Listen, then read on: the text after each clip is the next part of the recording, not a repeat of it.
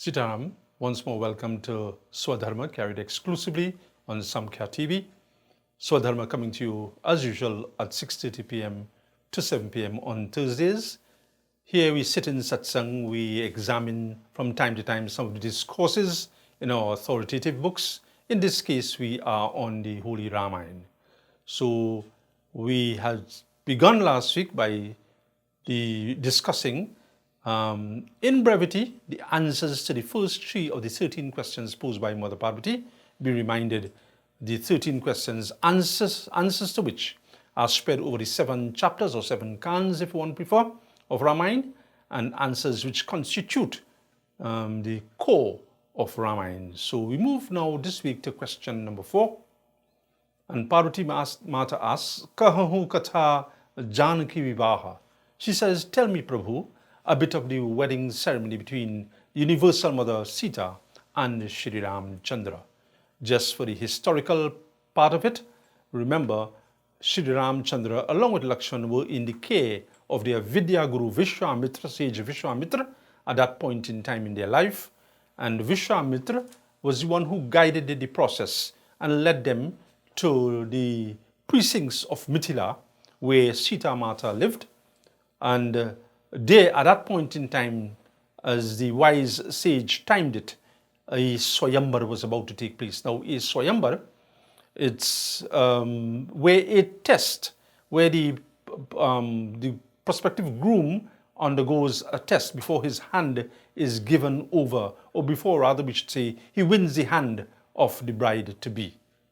And the history of it, as it were, was that bow of Shiva had to be strung, a bow which no one could have moved easily, save and except Sita, who did it in her youthful days. And that is where, when Janaka, her father, became privy to that act of hers, that divine and supernatural act, he realized that the only person who would be fit for her hand in marriage will be an equal, one who can string that bow. And as we know, Shri Ram Chandraji went on to string that bow, won the hand of Sita Mata.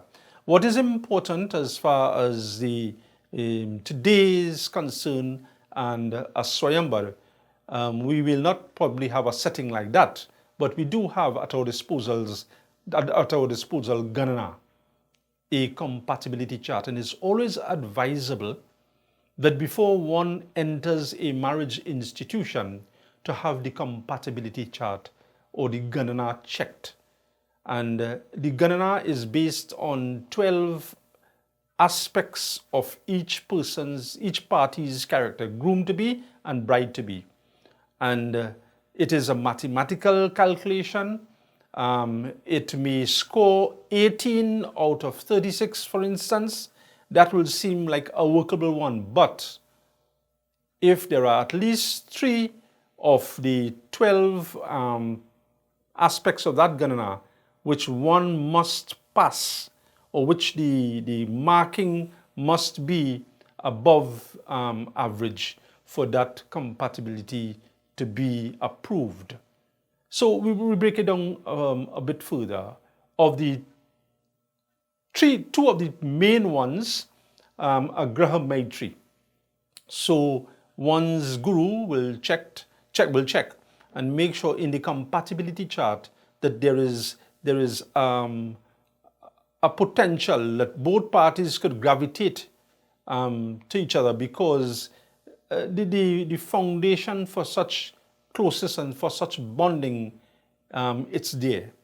So we would hardly expect one who is accustomed to outdoors to be wedded to an introvert, because that could be a work in progress. It's easy to say, well, I will bring her over, or she will bring him over to be like this. It's easier said than done. These are certain character build that might be ingrained in the person, and it will be a journey in futility to try to change them. So in a broad sense, this is what Grahan Maitri is about. It talks about certain characteristics of each party, and one can surmise whether they will make it, or whether it will be a good bond, or it will carry challenges that sometimes, unfortunately, can pull them apart. And sometimes, too, it's not just clinical pulling apart. There might be children involved. There's a lot of trauma involved. So rather than we reach down that road, and if we allow, when trauma, sometimes we react not with the head, but with the heart, and there are certain reactions that are, very, very disturbing. So before a couple reaches down that path, it is always advisable to check the Ganana, and in the Ganana, one asks about Graha Maitri, about that affinity, the natural affinity each party would have for the other.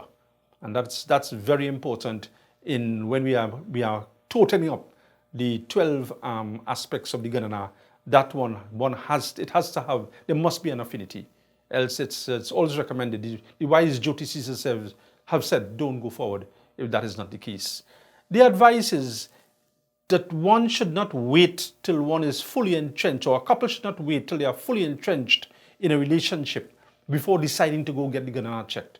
It is always prudent to have the Ganana checked from early on. Even before, of course, there might be flutterings of the heart, we understand that, but even before it gets deeper than that, have the Ganana checked. So if there is need, as a recommendation to back off from that potential marriage or that potential union, it might be early enough, there might be not so much trauma involved, not so much depressed moments, so one can then back off from it. It becomes very, very difficult if that is done at a later stage. So all it takes, it just takes having the date and time of birth of each party, and the one who is checking has to have a bit of diplomacy, a bit of discretion, and of course be able to sit down, put the couple down, sit down and say, well, for these reasons it may not be workable, or for these reasons they are workable. The other one that has to be paid attention to in those 12 facets of the Ganana is what is known as Rajju. So there are 27 constellations. They are categorized into 5 groups. Obviously, for the maths of it, there are not equal amounts of constellations in each group. The more important point is that a couple need to be matched, and there are certain prohibitions that if one belongs to one constellation and the other party another, depending on where the match is, it's always advised that one stays out of it. So you will have like a constellation like the first one, Ashwini, and we'll see the others that will not make a good match. One has to be mindful of that. Of course, that might not be the ambit of the proponents of marriage. It will really be the ambit of the guide, the guru, the pandit, as the case may be. But we get into a bit of graphic detail because these are serious matters. So we want people to be a little aware, more aware of what is taking place. During the course of the conversation on Ganana, especially the Graha Maitri, it's always wise, it's always worthy that both parties understand that one of the or two pivotal ingredients of a successful bond, a successful marriage, are to rebrand and reinvent oneself. To rebrand, one may come from a home, let's say it's the boy, he's not accustomed doing chores, he's not accustomed going to the market, going to the grocery and so forth.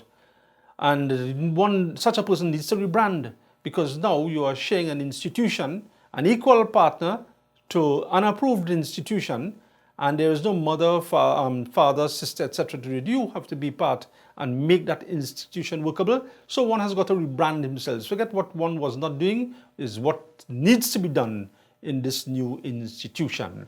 And reinvent, yes. One, if we are accustomed doing things by planning to the finest detail, that is good. But sometimes spontaneity, doing things off the cuff, but being prudent about it, also lends flavor to a bond, to a healthy bond. So, we have got to reinvent ourselves from time to time. And these two ingredients are really spoken at length by one's guru and guide when Graha Maitri is being discussed. The pros and the cons, and why sometimes if the Graha Maitri is not in order, is not compatible, one veers from concretizing that bond. So in the case of Shri Ramchandra, it was not only a case of the breaking of the bow, the physical act. Shatanand, the guru of the home of Sita Devi, along with Vishwamitra and Vasishtha Muni, they ensured that the compatibility chart was in order before the bond was actually approved and given their blessings. So the template is left by Bhagwan as we go through life. He too did it. And this is how it was done. And we know the health results it produced. Just quick reminders.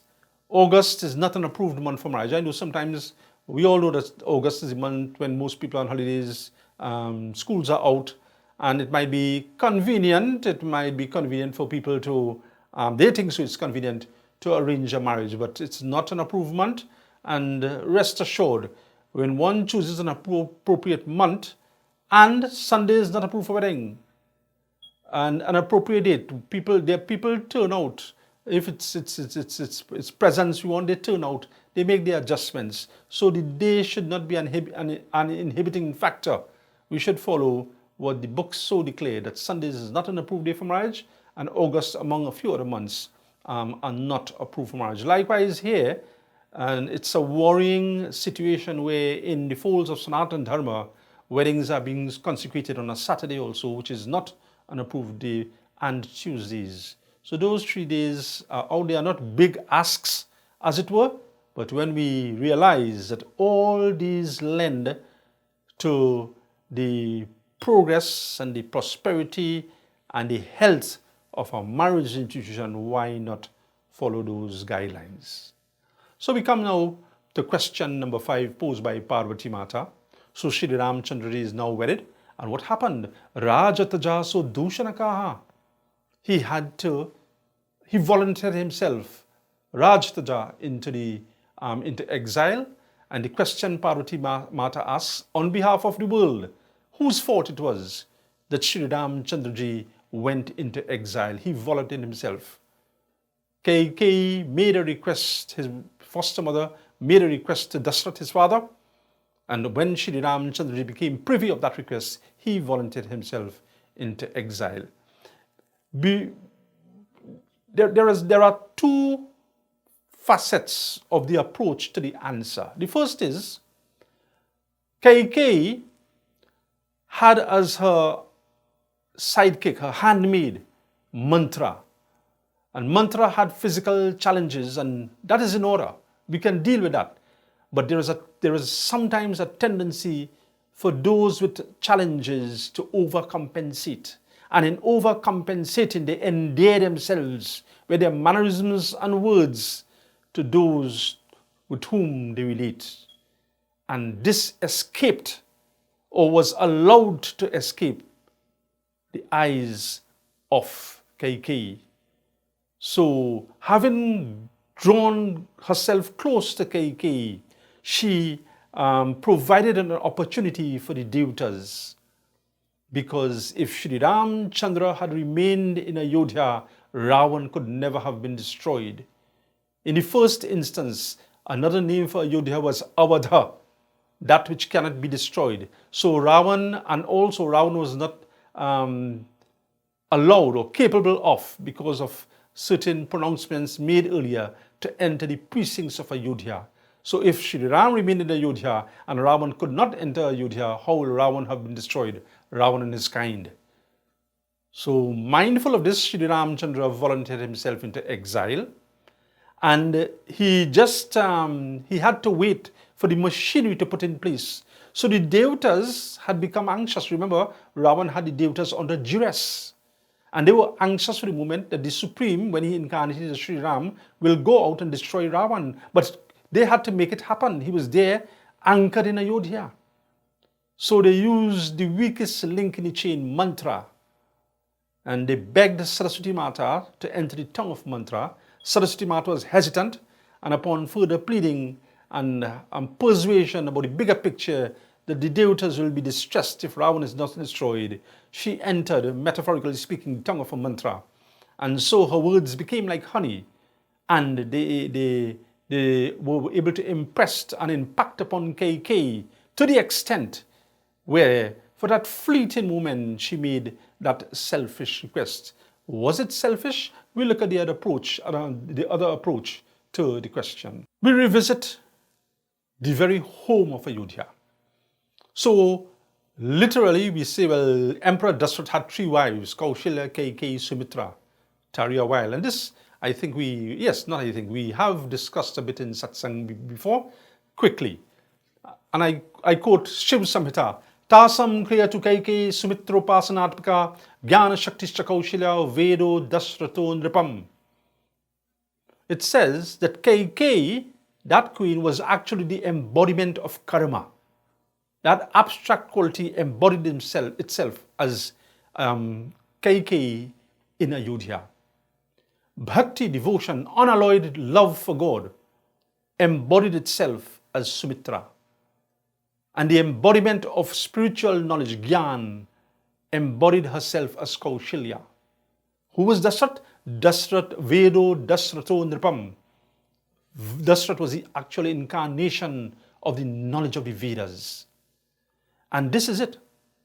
For God to manifest himself as he did manifest himself in the physical Ayodhya, but for him to manifest himself in this Ayodhya, this Sharid, this body, those 4 qualities have to be to the fore. Those 4 qualities, karma, KK, in the form of our actions have to be blemish-free. At least, if not all the time, we have to make these efforts to make them blemish-free, our actions. That our thoughts have to be guided. There has got to be a moral compass, as we have so often said. And that moral compass comes from how well we anchor our decisions in the declarations of the Vedas. That is Kaushilya. Added to that, we spoke of the Vedas, that Emperor Dasharatha was the very incarnation of the knowledge of the Vedas. So not only in major decisions, because life is not only about major decisions, life is also to be lived. Life is about minor decisions. And to ensure that there are no transgressions of our mannerisms and how we carry about ourselves, that is where the Dasharatha comes in. And in the mix of it all, there has got to be love, unconditional love, intense love, profound love for the things that we do, and we relate them to He who is above. And when these 4 qualities are present, Bhagwan Shri Ramchandra manifests himself here. So we have to veer from the take that KK was just one of the 3 wives of Emperor Dasharatha. Far from that. But she was the embodiment of action. So the ask of Shri Ramchandra to leave the compounds of Ayodhya could not have been the lot of Sumitra or Dasharatha himself or Kaushilya. It was an action. It was a movement, a physical movement. And that could have only been taken place with the tacit approval of KK. That's why we said earlier that Mantra was allowed to do her part, but KK was on top of it all, that she had to make the act and make the approval that Shri Ramchandra would now lay the foundation. He will now volunteer himself into exile. She was not to be blamed for his exile. And her very son Bharat, if we watch Ayodhya Kand, the 2nd chapter of Ramayan, we realize Bharat was uneasy. He was uneasy because the throne was supposed to be his, being the son and next in line in succession, being the son of KK. It was declared that he would be the king, and he was very uneasy with that. He was uneasy until Shri Ramchandra actually returned after 14 years, victorious over Ravan and his kind. And then he felt at peace with himself. He never occupied the throne. In fact, as we all know from the history of Ramayan, he dwelled in Nandigram, which is a distance off from the city of Ayodhya. And that Bharat, who was uneasy about it, who many thought he blamed his mother, had declared in Ramayan, Vidhi na sakeu sahi more dulara, nicha bicha janani me supara. He says, don't blame my mother. It seems as though Brahma, the creator, was envious of the type of bond that my mother KK and I have. But the problem was Nicha Beach, he allowed this cleft, this separation to take place by entertaining the words of mantra. So there was nothing, let my mother never be blamed for this. It is mantra who will carry the blame, and for the reasons aforesaid, we had mentioned that. There was yet another reason for Shri Ram Chandraji having to leave Ayodhya, and that was, it dates back to the early days of Ayodhya being under the stewardship of Emperor Dasrat. An infuriated, an incensed elephant was attacking those on the outskirts of Ayodhya, and as protocol would have it, the protocol of Sanatana Dharma says the leader goes in front. Dasrat didn't send his very capable guards to go to the mission. He went himself. He had the ability to shoot by sound, and he hid himself, as we all know from the history of Ramayan, in a little thicket.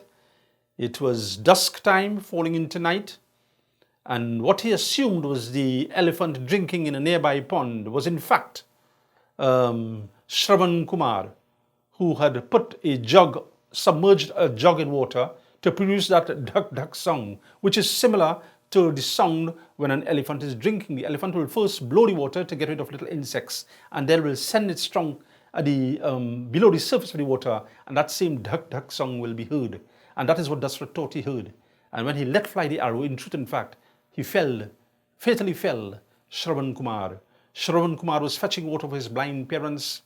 Dasrat man up to the situation, didn't shirk, didn't hide. He lifted that corpse, went to the parents, and he bore the brunt of their shrap, of their curse. And when they were told what had happened, they said, just as we have the pangs of separation from our son today, one day too, you too will suffer the same consequences. And that had to be satisfied. And so for that reason too, the laws of karma, Dasrat had to let go of Shri Ram Chandra. So it boggles the mind that an upright emperor like Emperor Dasrat, meaning good, having gone after the elephant, had to suffer that uncanny twist of fate. The Emperor Guru Vasishtha declared that if we, like Dasrat, live a life and leave a legacy behind, then those little actions that don't seem to add up are irrelevant in the bigger scheme of things, because when Bharat was downtrodden at the passing of his father, this is what Guru Vasishtha had to tell him. Bhayuna ahina ab ahunihara bhupa Bharat jasa pita tumhara. He says there never was, there never is, and there'll never be a king like your father. He has left his legacy. He has run fully and maximized his leg of the relay. So there is no need to be drowned in grief, O Bharat. What took place were the meanderings of karma. But that doesn't detract and take away from the stature of the legacy that we live, or that in this case that Dasrat left behind, that we too someday may leave behind. Then whatever happens as far as karma is concerned, as we see, is irrelevant in a bigger scheme of things. We now come to question number 6 posed by Parvati Mata. And she says, Bana basikin heu charit apara. So again in sequence, having volunteered himself into the exile, that is Sri Ramchandra, Parvati Mata lovingly asks to tell me a bit about his forest life.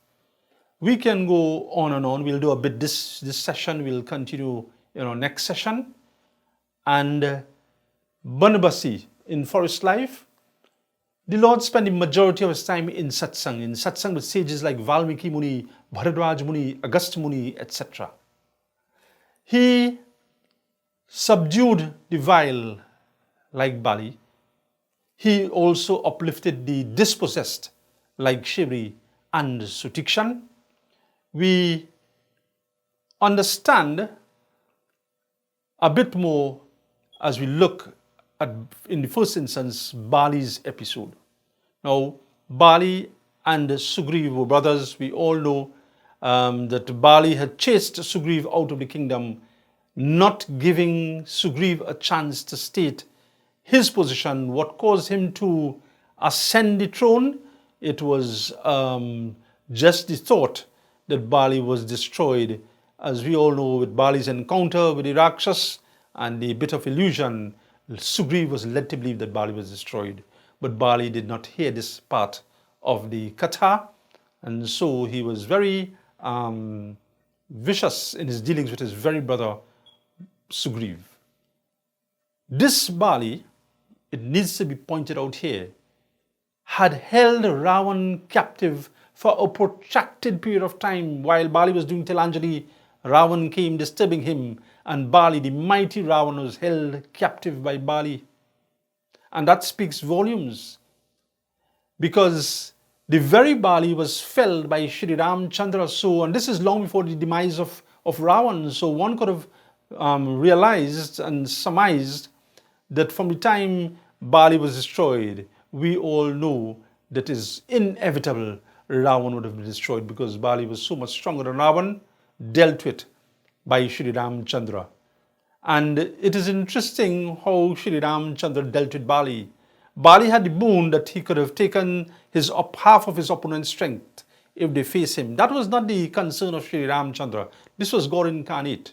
But the concern of Shri Ramchandra, that if he faced Bali in battle, Bali would have got darshan, or the sight of the Lord, which absolves one of so many sins. So then there would not be any solid reason why Bali should be destroyed. Bali smiled and proclaimed, Janma Janma Muni Jatan Karahi Antaram Kahi Avatanahi.